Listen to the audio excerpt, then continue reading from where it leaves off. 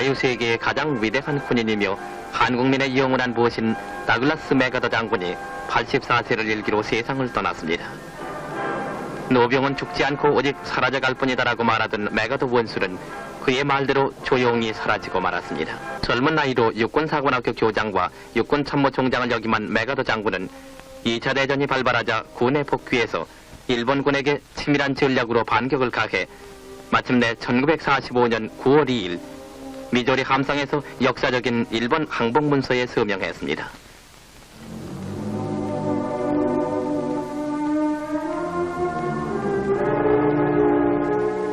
그러나 독립된 한국의 불행은 다시 찾아와 6.25 동란이 발발됐을 때 맥아더 원수는 유엔군 총사령관으로서 우리와 함께 싸웠습니다. 1950년 7월 20일경 대전에서 벌어졌던 시가전입니다. 그 당시 미 육군의 딘 소장이 이끄는 제24 기갑사단이 대전을 지키고 있었습니다.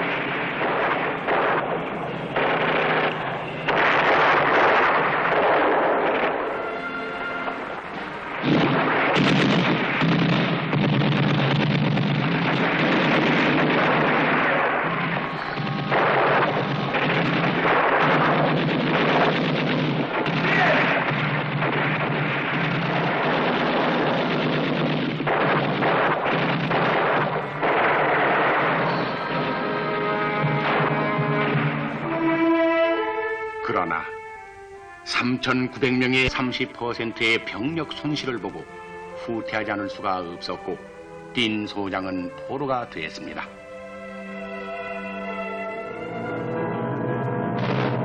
김석원 장군과 화령장 전투.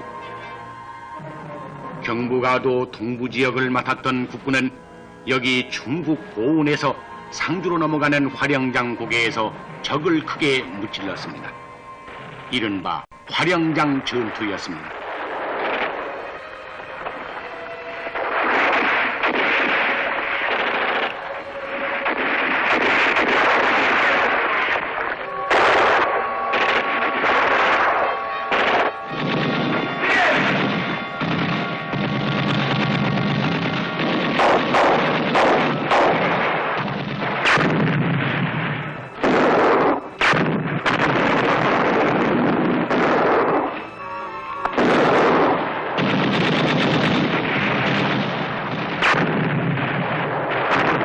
김석원 장군이 이끄는 수도사단 17연대는 북괴 박성철의 15사단을 전멸시켰으니 후퇴만 하던 당시의 전황에서는 큰 전과가 아닐 수 없었습니다. 8월에 접어들어 한반도 전역의 95%가 공산군에 점령됐습니다. 부산과 대구 지방, 즉 동부 남단만이 교두보로서 남았습니다. 피난민들은 한숨 돌릴 새도 없이 다시 낙동강을 건너 대구로 몰려들었습니다.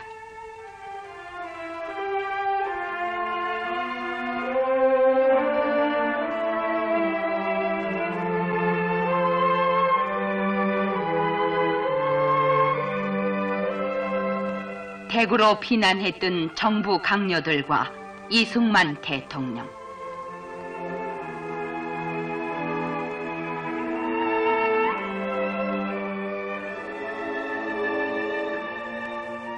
여기는 한국의 남단 부산.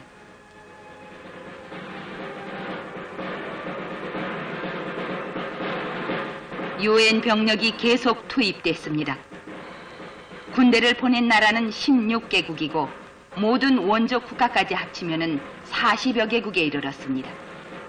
유엔군의 본격적인 참전과 때를 같이해서 국군도 차츰 전열을 가다듬고 있습니다. 마침내 유엔의 기치 아래 공격의 주도권을 공군 폭격에서부터 되찾기 시작했습니다.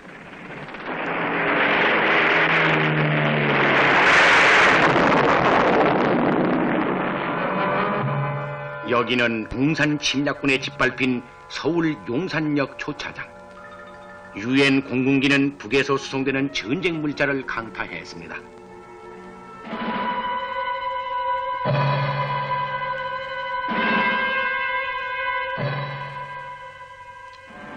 불타는 서울.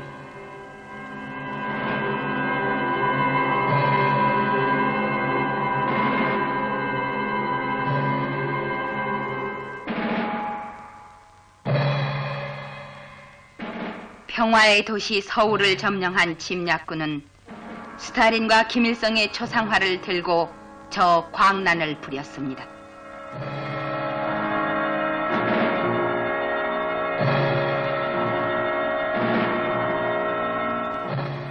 남쪽으로 피난을 못 간 시민들은 이렇게 강제노동의 서명을 해야만 목숨을 부지할 수 있었습니다.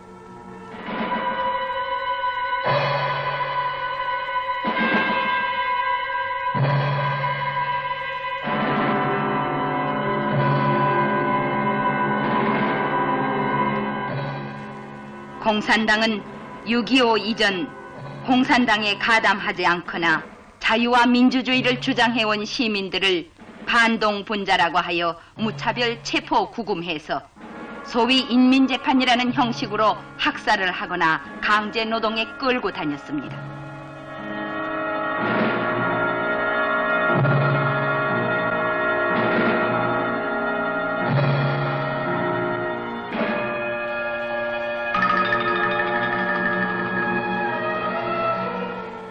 공산군은 나이 어린 중학생까지 강제 모집하여 총도 제대로 못 쏘는 청소년을 전쟁의 총알바지로 내몰았습니다.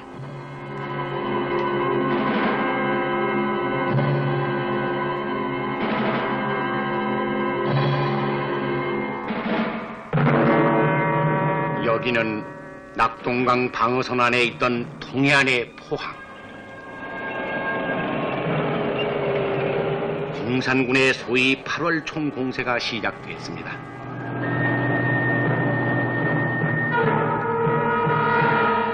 그 당시 영남 지방에 모인 한국의 젊은 학도들은 학도 의용군으로 나섰습니다. 군번 없는 학도병들의 거룩한 죽음이 낙동강 전선을 유지하고 있었습니다.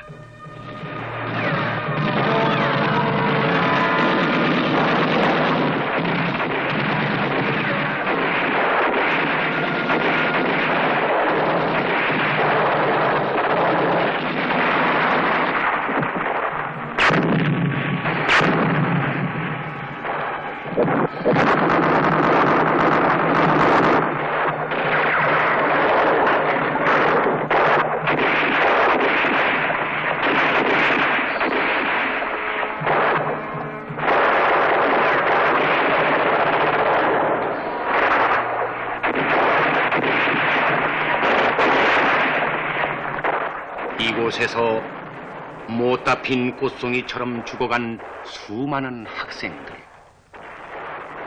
군번도 계급도 없는 학도병들은 책 대신 총을 들고 이렇게 죽어갔습니다.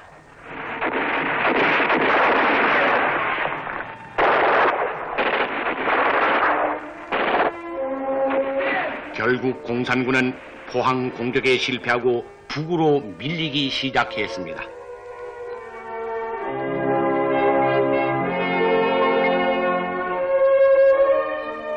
치열한 공방전 속에 포항 시가지는 완전 폐허가 됐습니다.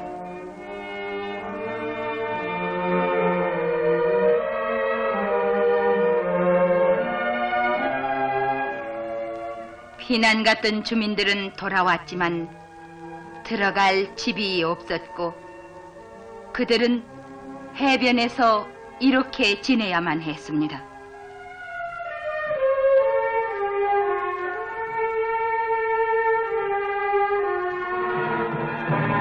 여기는 대구 북방의 다부도.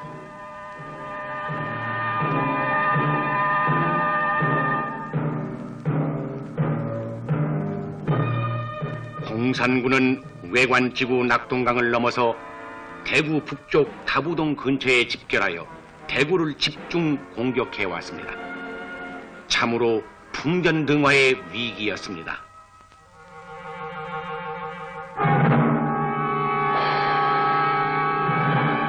그러나 그 당시 한국 정부와 유엔군은 대구 사수를 결심하고 치열한 공방전을 벌였습니다.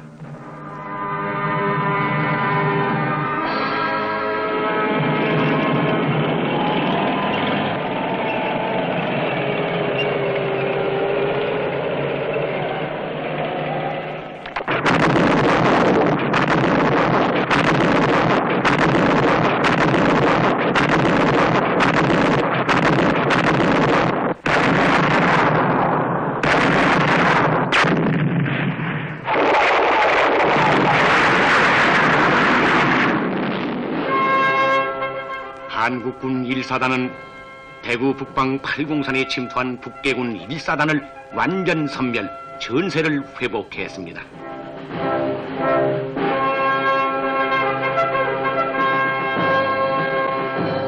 여기는 영천입니다.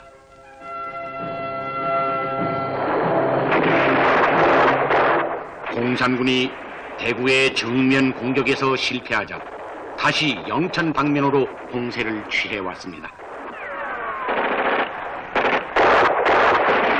그래서 9월 6일에는 기습 공격으로 영천을 점령했습니다.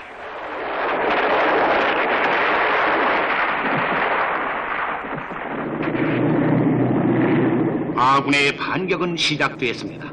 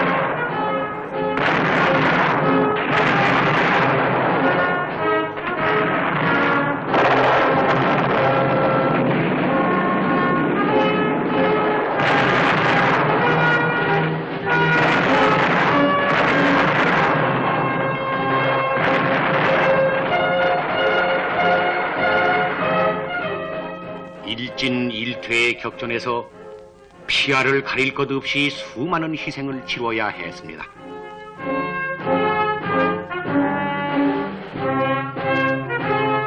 (9월 10일) 한국군은 마침내 영천을 탈환했고 중동부의 북계군은 퇴각하기 시작했습니다.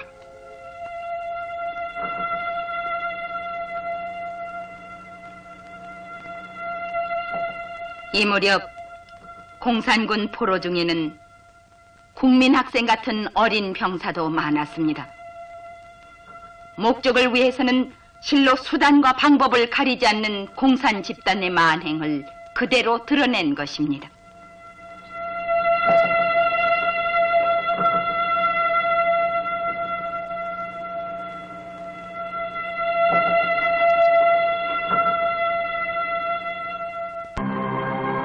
그해 9월 10일이죠. 부산항에서는 한반도 남쪽 깊숙이 내려온 적의 허리를 자르기 위한 인천 상륙작전을 준비하고 있었습니다. 메가더 장군은 7만의 병력과 260여 척의 군함을 이끌고 인천 앞바다에 도착했습니다.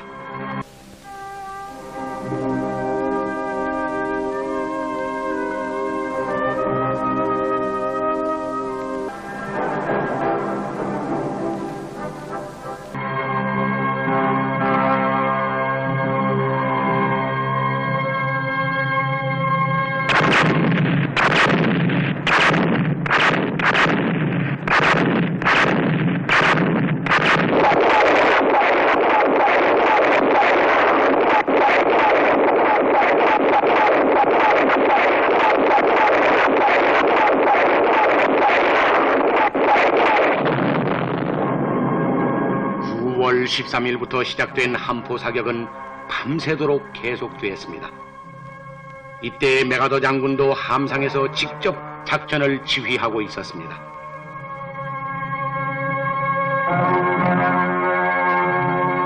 그날따라 유난히 흐린 날씨였습니다. 한국군 해병대는 수도 서울을 1착으로 진격한다는 희망에 부풀어 상륙정의 승선을 재촉했습니다. 마침내 월미도로 향한 상륙전이 시작되었습니다.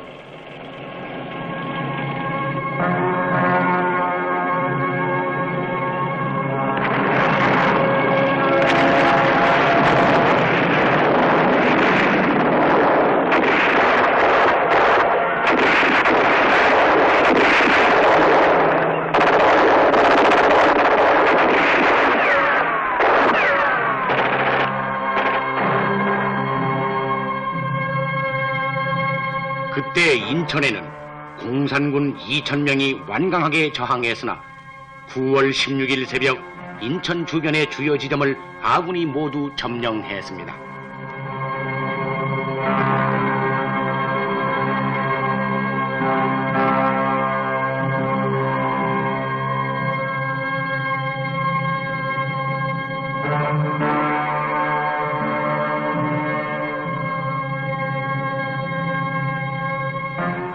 유엔군은 상륙 후 24시간 만에 인천 해안 교두보를 확보하는 데 성공했습니다.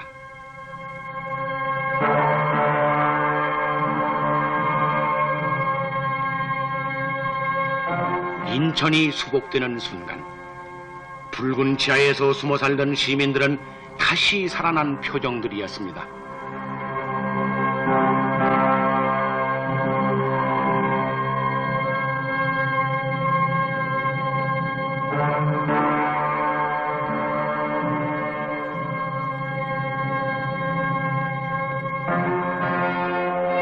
아군은 인천에서 서울로, 또 한편으론 낙동강 전선에서 서울로 진격해 올라갔습니다. 유엔군과 한국군은 9월 20일 한강을 건넜습니다.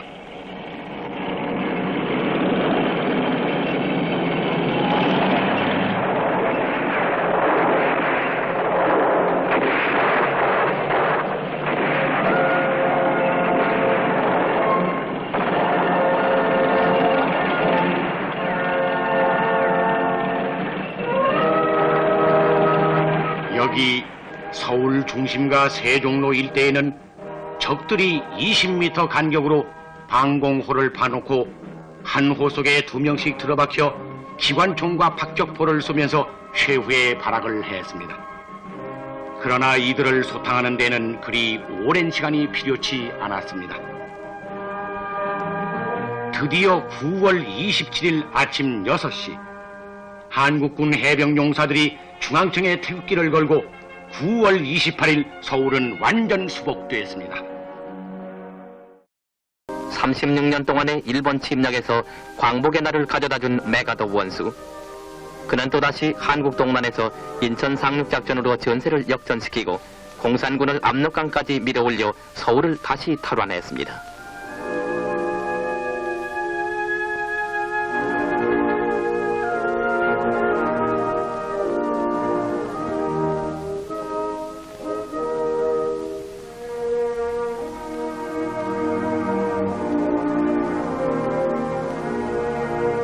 메가더 장군은 서울 수복 경축식에도 참석해서 온 국민과 함께 기쁨을 나누었습니다.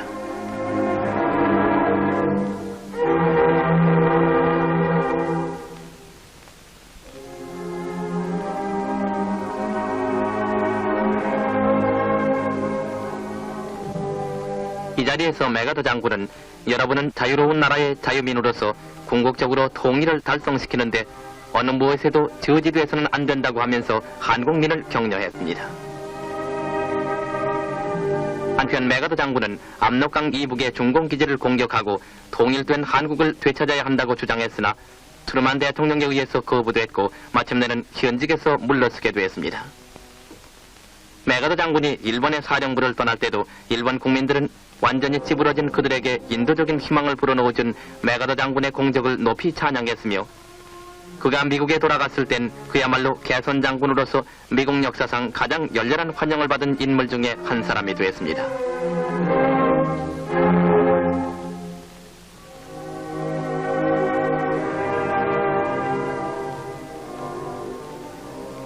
그리고 개선 장군으로 본국에 돌아온 메가더 장군은 미국 국회 상하 합동회의에서 유명한 연설로 남겨진 작별 인사를 했습니다. That old soldiers never die. 나는 이제 52년 동안의 군 생활을 끝맺으려고 합니다. 노병은 죽지 않고 사라져갈 뿐이라는 노래의 노병처럼 나는 군 생활을 끝내고 사라져가려고 합니다. 안녕히 계십시오.